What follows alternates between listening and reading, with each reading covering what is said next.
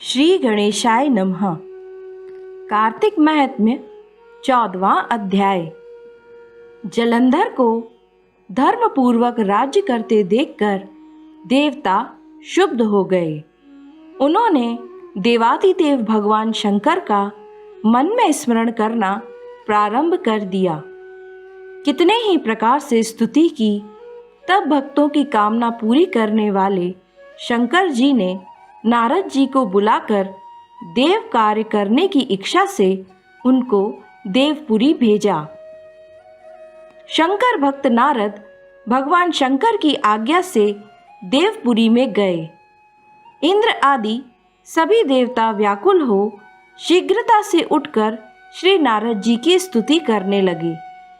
उत्कंठा भरी दृष्टि से सबने नारद जी की ओर देखा और अपने सब दुखों को कहकर उन्हें नाश करने की प्रार्थना की। तब नारद जी ने कहा, मैं सब कुछ जानता हूँ, इसीलिए अब मैं दैत्यराज जलंधर के पास जा रहा हूँ। ऐसा कह देवताओं को आश्वासन देकर नारद जी जलंधर की सभा में आए।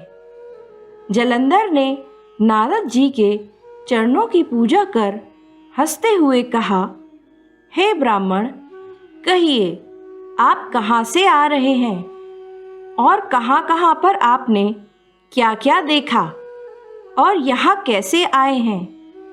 मेरे योग्य जो सेवा हो उसके लिए मुझे आज्ञा दीजिए। जलंधर के इस प्रकार के वचन सुनकर नारद जी प्रसन्न होकर बोले, हे दानवराज महाबुद्धिमान जलंधर, तुम धन्य हो, क्योंकि इस समय सब रत्नों के भोक्ता एक तुम ही हो। हे दैत्य श्रेष्ठ, अब आप मेरे आगमन का कारण सुनिए, जिसके लिए मैं आज यहाँ आया हूँ। हे दैत्यराज, मैं स्वेच्छा से कैलाश पर्वत पर गया था, जहाँ 10,000 योजनों में कल्प वृक्ष का वन है। वहाँ पर मैंने सैकड़ों कामधेनुओं को घूमते हुए देखा है, तथा यह भी देखा कि वह वन चिंतामणि से प्रकाशित परम दिव्य, अद्भुत और सब स्वर्णमयी है। मैंने वहाँ पार्वती के साथ स्थित शंकर जी को भी देखा है, जो सर्वांग सुंदर, गौरवर्ण, त्रिनेत्र और मस्तक पर चंद्रमा धारण किए हुए हैं। यह देखकर मुझे बड़ा आश्चर्य हुआ कि इनके समान समृद्धशाली त्रिलोक में कोई है या नहीं। हे दैत्येंद्र, उसी समय मुझे तुम्हारी भी समृद्धि का स्मरण हो आया और देखने की इच्छा से तुम्हारे पास आया हूँ। यह सुन जलंधर को बड़ा हर्ष हुआ। उसने नारद जी को अपनी सब समृद्धि दिखला दी। उसे देखकर देवताओं का कार्य करने में इच्छुक शिव प्रेरित नारद ने जलंधर की बड़ी प्रशंसा की और कहा, निश्चय ही तुम त्रिलोकपति होने के योग्य थे। तुम्हारे लिए ऐसा होना कोई विचित्र बात नहीं है। मैं देखता हूँ और तुम्हारे पास सब कुछ है, किसी बात की कमी नहीं है।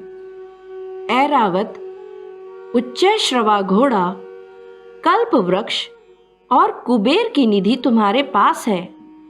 मणियों और रत्नों के ढेर भी तुम्हारे पास लगे हुए हैं। ब्रह्मा जी का हंसयुक्त विमान भी तुम्हारे पास है और द्युतलोक, पाताल और पृथ्वी पर जितने भी रत्न आदि हैं, वह सब तुम्हारे ही तो हैं। मैं तुम्हारे इस प्रकार के रत्न ऐश्वर्य को देखकर बड़ा प्रसन्न हूँ, परंतु तुम्हारे पास कोई स्त्री रत्न नहीं है, इसलिए तुम्हारा यह सब कुछ फीका है। तुम कोई स्त्री रत्न ग्रहण करो। नारद जी के इस प्रकार के वचन सुनकर दैत्य काम से व्याकुल हो गया।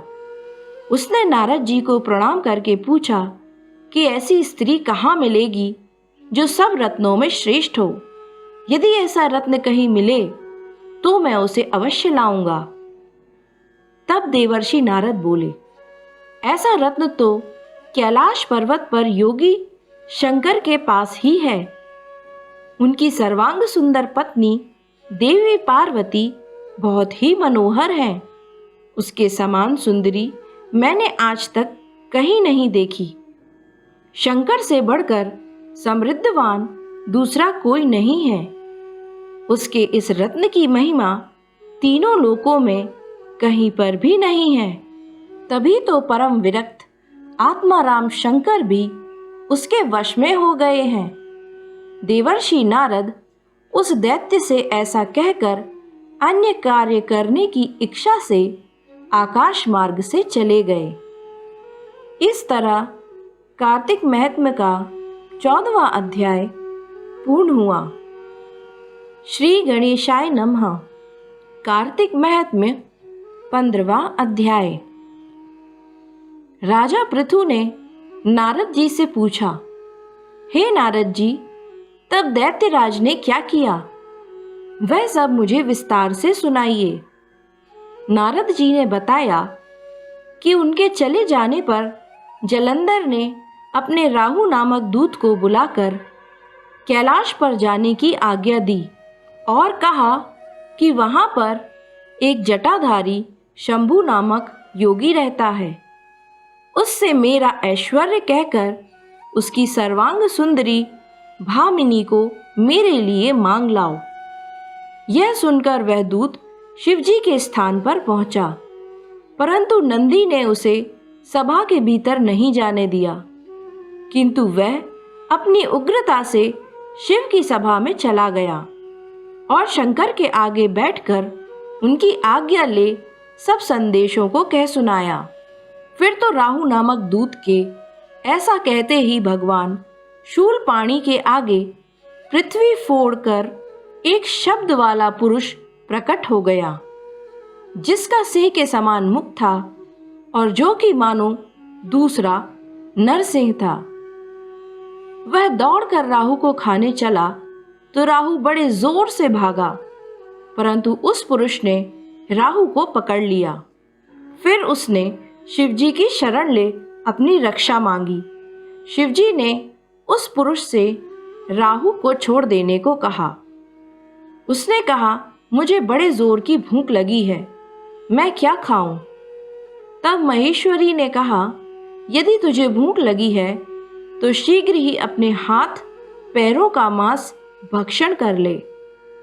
शिवजी की आज्ञा से वह पुरुष अपने हाथ और पैरों का मांस भक्षण कर गया। अब केवल उसका सिर मात्र शेष रह गया।